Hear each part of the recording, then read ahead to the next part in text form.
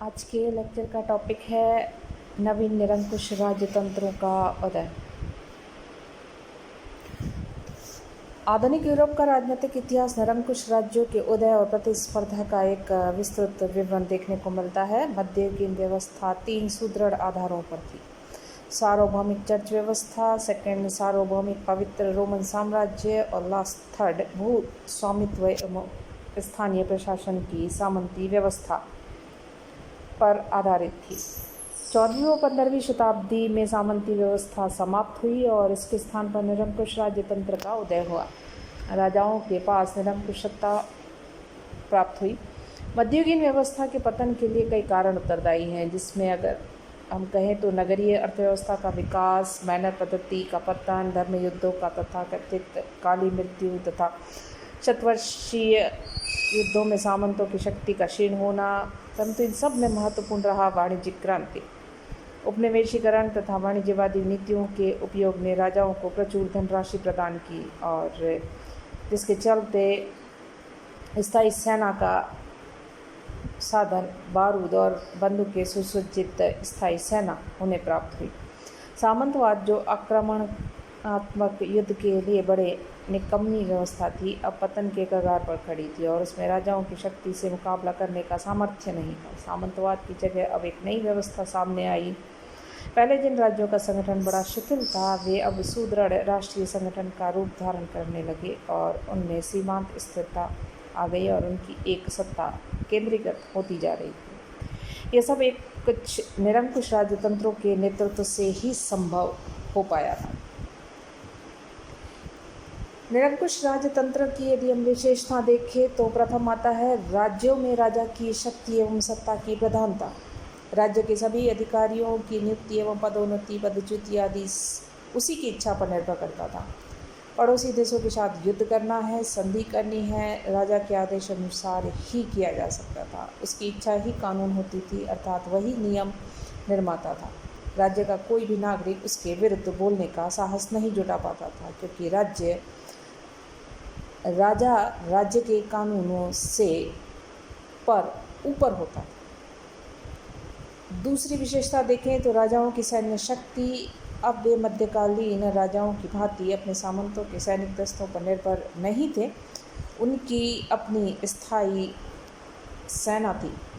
सैनिकों की भर्ती राजा की देखरेख में हुआ करती थी और सैनिकों की पदोन्नति राजा की इच्छा पर निर्भर होती थी। अतः सेना में राजा के प्रति निष्ठा, स्वामी भक्ति की भावना विद्यमान रही। प्रत्येक राजा अपनी सैन्य शक्ति के वृद्धि के लिए प्रयत्नशील रहा और शांति काल में भी सैनिकों की नई भर्ती, प्रशिक्षण का कार्य चलता रहा। यही सेना निरंकुश राजतंत्र की मूलाधार बनी और इसी की शक्ति के आधार पर उन्होंने राज्य में राजद्रोही तत्वों का दमन कर राज्य में शांति व व्यवस्था कायम करने में कामयाब रहे। निरंकुश राजतंत्र की तीसरी विशेषता देखें तो राज्य की प्रजा को किसी भी प्रकार का मौलिक अधिकार प्राप्त नहीं था। राजतंत्र विरोधी विचारों का दमन किया जाता था और किसी भी व्यक्ति को बिना मुकदमा चलाए कारागार में ठूंस दिया जाता था अथवा राज्य से निर्वासित कर दिया जाता था। प्रजा को किसी भी प्रकार के कोई मौलिक अधिकार प्राप्त नहीं थे। निरंकुश राजतंत्र की अन्य विशेषता देखें तो सामंतों की शक्ति का पतन। इस युग में केवल राजभक्त सामंतों को ही महत्व दिया गया। अवज्ञाकारी सामंतों का कठोरता से दमन हो गया। कईयों की जागीरें जब्त कर ली गई और रूस और प्रशा जैसे राज्यों में तो कुलीन वंशीय लोगों के स्थान पर निम्न श्रेणी के सूरवीर लोगों को ही सामंत बनाया जाने लगा, जिससे कि वे अपने पद को बनाए रखने के लिए हमेशा राजा के प्रति निष्ठावान बने रहे। कुछ राज्यों में कुछ लोगों ने अपने धन बल के सहारे सामंत पद प्राप्त किए थे।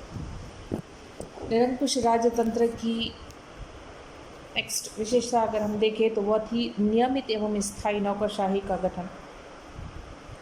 अधिकांश निरंकुश शासकों ने प्रशासन को सुचारू रूप से चलाने के लिए योग्य एवं निष्ठावान नौकरशाही का गठन किया। परिणाम स्वरूप कई मध्यकालीन संस्थाएं अपना अस्तित्व खो बैठी और उसके स्थान पर नई संस्थाओं का उदय हुआ। प्रारंभ में जनसाधारण में से ही योग्य व्यक्तियों का प्रशासनिक सेवा के लिए चयन किया जाने लगा और ऐसा करने के कारण सामान्य परिवारों से आने वाले लोग राजा के विरोध करने का साहस नहीं जुटा पाए, परंतु बाद में वे पद धन के बदले में दिए जाने लगे, जिससे नौकरशाही का स्वरूप विकृत होता चला गया। अन्य निरंकुश राजतंत्र की विशेषता देखें तो व्यापार और वाणिज्य का विकास होना। प्राय प्रत्येक शासक को अपनी सैन्य शक्ति बढ़ाने व प्रशासनिक व्यय के लिए धन की आवश्यकता बनी रहती है और कृषि राजस्व से उसकी पूर्ति करना संभव नहीं हो पाता। केवल व्यापार वाणिज्य के विकास से ही ये संभव है।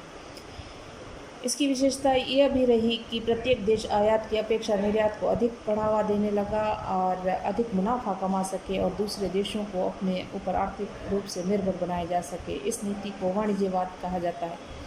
इसके अंतर्गत घरेलू उत्पादों को बढ़ावा दिया गया, अधिक से अधिक अपने उत्पादों का निर्यात और कम से कम आयात पर विशेष ध्यान दिया गया।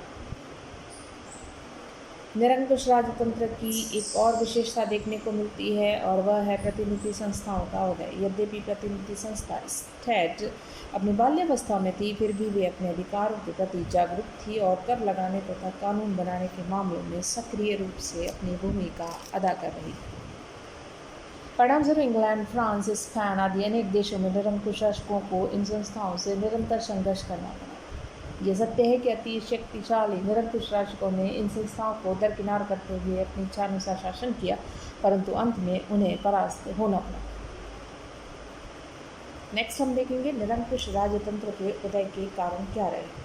प्रथम, व्यापारी वर्ग की भूमिका। 10वीं से 11वीं सदी के मध्य यूरोपीय नगरों के विकास ने यूरोप के राजनीतिक जीवन को काफ़ी हद तक प्रभावित किया था। व्यापारियों और कारीगरों को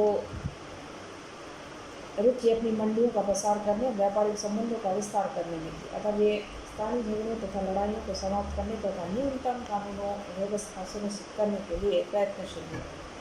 व्यापार वाणिज्य की उन्नति से समृद्ध हुआ मध्यम वर्ग अभी इतना शक्तिशाली नहीं हुआ था कि पुराने शासक वर्ग यानी कि सामंत वर्ग से संघर्ष कर सकते। अतः यह वर्ग ऐसी केंद्रीकृत सरकार का समर्थन करता था जिसके पास सामंतों की मनमानी, जोर जबरदस्ती और लूटमार का खात्मा हो सके और एक आवश्यक शक्ति हो। राजाओं ने भी अपना राजस्व बढ़ाने के लिए व्यापारी वर्ग का समर्थन किया, क्योंकि भू राजस्व की अपेक्षा व्यापारियों से प्राप्त होने वाला राजस्व ज़्यादा था। इस धन की सहायता से राजा लोग अपनी सैन्य शक्ति को बढ़ाकर सामंतों का दमन कर केंद्रीय सत्ता को मजबूत करने में बना सकते हैं। अतः दोनों पक्षों राजा और व्यापारियों के बीच स्वतः स्फूर्ति सहसंबंध स्थापित हो गया। व्यापारी वर्ग में धन से भी और शस्त्र टुकड़ियों से भी राजाओं के सामंतों पर लगाम लगाने के लिए सहायता की, क्योंकि राजा उन्हें विदेशी मंडियों में सफल प्रतियोगिताओं के लिए सब तरह की सुरक्षा एवं सुविधाएं देता था और कल कारखानों के लिए भूमि अनुदान आदि के द्वारा उनके प्रसार को प्रोत्साहित करता था। दोनों पक्षों के पारस्परिक हितों की वृद्धि के परिणाम स्वरूप ही 15वीं शताब्दी के अंत तक कई केंद्रीकृत यूरोपीय राज्यों का आविर्भाव हुआ, जो वर्तमान प्रमुख यूरोपीय राज्यों के पूर्वगामी थे। दूसरा कारण निरंकुश राजतंत्र के उदय के लिए देखें तो वह था धर्म युद्धों का योगदान। निरंकुश राजतंत्र के उदय में धर्म युद्धों का भी महत्वपूर्ण भूमिका देखने को मिलती है। जैसे कि पहले बताया जा चुका है कि युद्ध लगभग 200 वर्षों तक चलते रहे। यूरोप के विभिन्न देशों में सैकड़ों सामंतों ने अपने सैनिक के साथ इस युद्ध में भाग लिया। अधिकांश मारे गए, कई में फंस गए। परिणामस्वरूप राजाओं के लिए शेष बचे हुए सामंतों की शक्ति का दमन करना आसान हो गया। इसके अलावा इन युद्धों के परिणामस्वरूप यूरोपीय शासकों को पूर्वी देशों की शासन प्रणाली की जानकारी हुई और पूर्वी देशों के लंबे समय से निरंकुश शासन व्यवस्था सफलतापूर्वक काम कर रही थी और यूरोपीय शासकों ने इसी व्यवस्था के आवश्यक तत्वों को सीखा और अपनाने का निश्चय कर लिया। तीसरा कारण आता है चर्च का सहयोग। निरंकुश राजतंत्र के उदय में चर्च भी सहयोगी बने। चर्च के पदाधिकारी ईसाई धर्म का प्रचार प्रसार करना चाहते थे। इसके लिए उन्हें केंद्रीय सत्ता का सहयोग और संरक्षण जरूरी था। इसके अलावा सामंतवाद के परिणाम स्वरूप उत्पन्न अराजकता व एवं अव्यवस्था से भी चर्च असंतुष्ट थे। इसलिए चर्च ने निरंकुश राजतंत्र का पुरजोर समर्थन किया। चौथा कारण धर्म सुधार आंदोलन।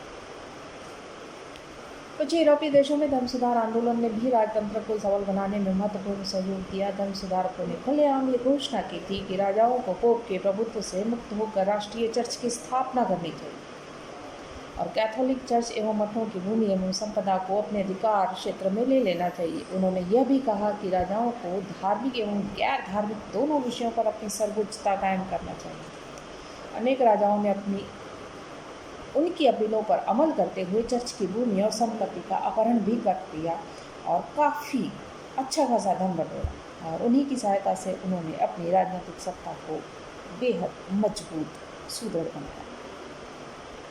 पांचवा कारण है राष्ट्रीय भावना। वाणिज्यवाद, भौगोलिक खोजें, औपनिवेशिक प्रतिस्पर्धा, देश भाषाओं का विकास, ये सब वो कारण थे जिनमें लोगों में राष्ट्रीय भावना का विकास हुआ। अब लोग हर पहलू से अपने देश की उन्नति और समृद्धि के बारे में अधिक जागरूक हो उठे।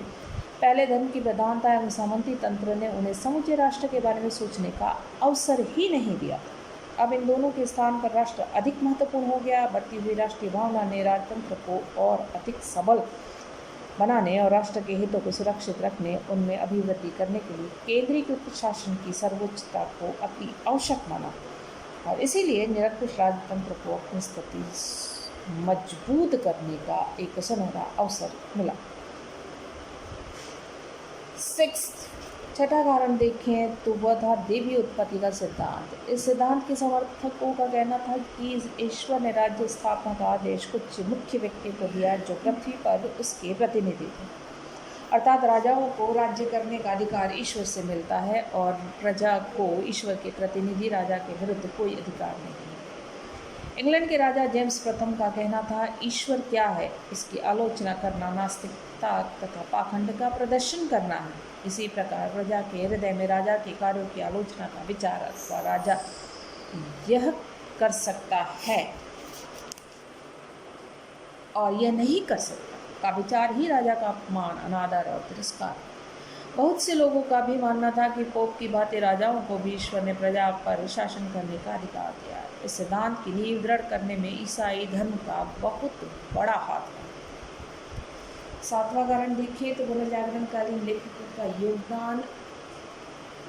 उस समय निरंकुश राजतंत्र के विकास में पुनर्जागरणकालीन और उसके बाद के लेखकों की रचनाओं ने निरंकुश राजतंत्र को स्थापित करने में एक महत्वपूर्ण भूमिका निभाई। सर्वप्रथम दाते ने अपनी रचना दी मोनार्कियो में इस को प्रतिपादित किया कि शांति एवं व्यवस्था की स्थापना का एकमात्र साधन राज्य है और गैर धार्मिक विषयों में राज्य शक्ति को ही सर्वोच्च होना चाहिए।